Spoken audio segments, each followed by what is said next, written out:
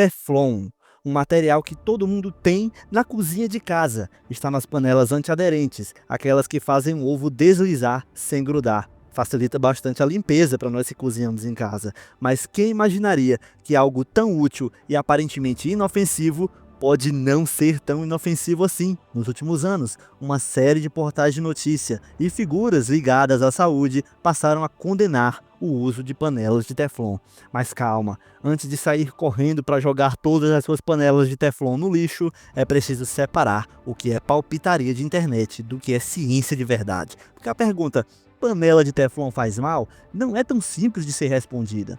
Mas adivinha só, nesse vídeo nós vamos responder para você. Então fica aqui até o final, deixa o seu like e se não é inscrito, se inscreva para ficar mais inteligente. O reator do jacaré está passando por um upgrade, a partir de agora a frequência de vídeos vai aumentar, novos quadros estão vindo aí e eu sei que você reparou, eu estou usando a minha própria voz para gravar a partir desse vídeo. Então fica ligado aqui no canal, recado dado. E bora pro vídeo. O Teflon é na verdade o nome comercial de um composto chamado politetrafluoretileno, abreviado como PTFE. O engraçado é que esse material foi descoberto por acidente por uma empresa chamada DuPont, no ano de 1938. A DuPont estava pesquisando novos fluidos para geladeiras e refrigeradores, e um desses compostos era o tetrafluoretileno. Roy J. Plunkett era o funcionário que estava coordenando essa pesquisa, e ao abrir o cilindro onde esse material estava armazenado, ele percebeu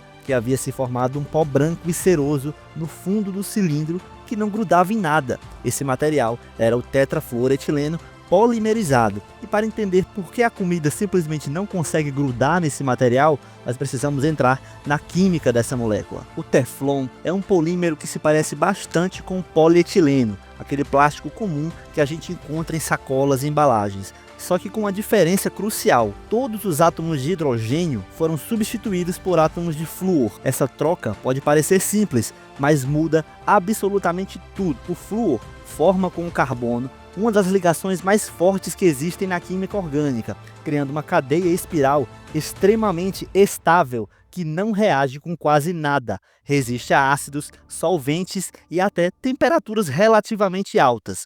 É justamente essa estrutura em espiral, coberta de flúor, que dá ao Teflon suas propriedades antiaderentes. Por isso o ovo escorrega, o queijo derretido não vira uma crosta impossível de tirar e a limpeza da panela se torna muito mais simples. Mas existe um lado que não está aparecendo nessa história. Se o Teflon não se liga em nada, como ele é fixado na superfície da panela? Para que isso aconteça, ele precisa de um coadjuvante químico que fará a ponte entre o metal e o Teflon. Esse coadjuvante é o ácido perfluorooctanoico, mais conhecido como C8. O problema é que esse coadjuvante carrega um segredo que só veio à tona décadas depois dele ter sido adotado pela indústria.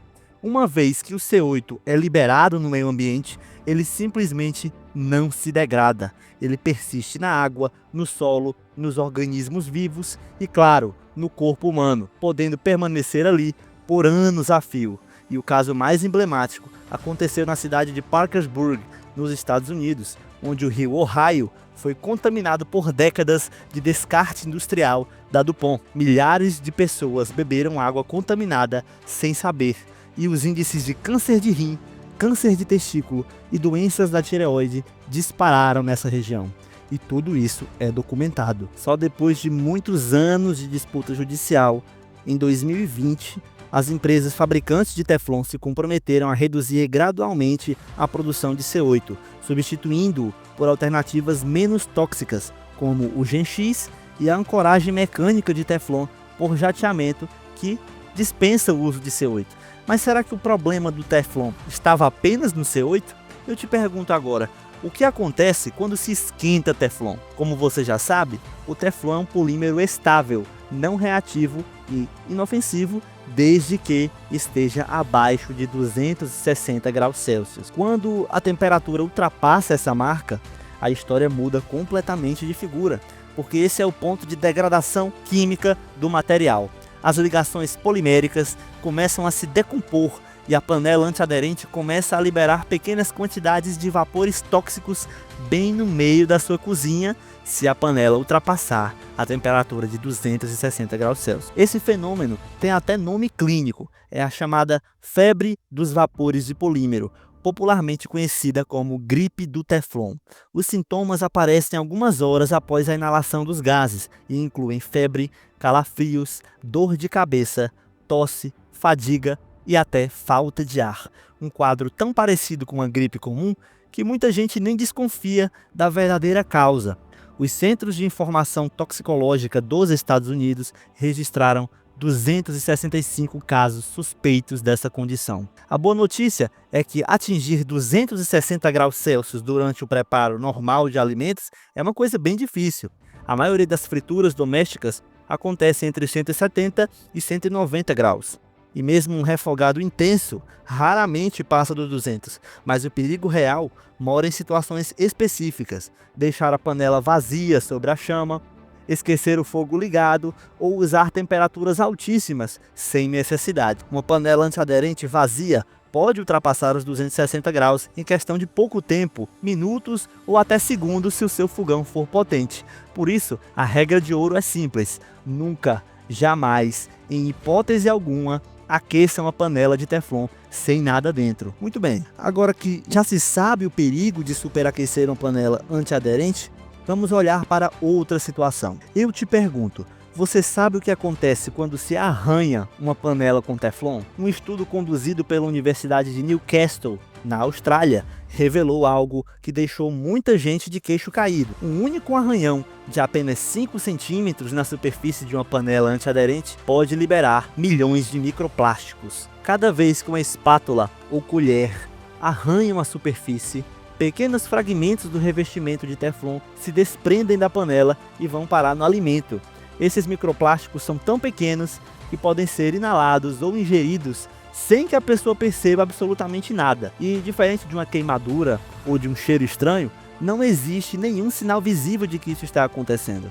A panela pode parecer quase nova e ainda assim estar liberando partículas a cada uso. Se a panela estiver tão desgastada que já dá para ver o alumínio por baixo, significa que boa parte do revestimento já foi literalmente comido por você ao longo dos anos.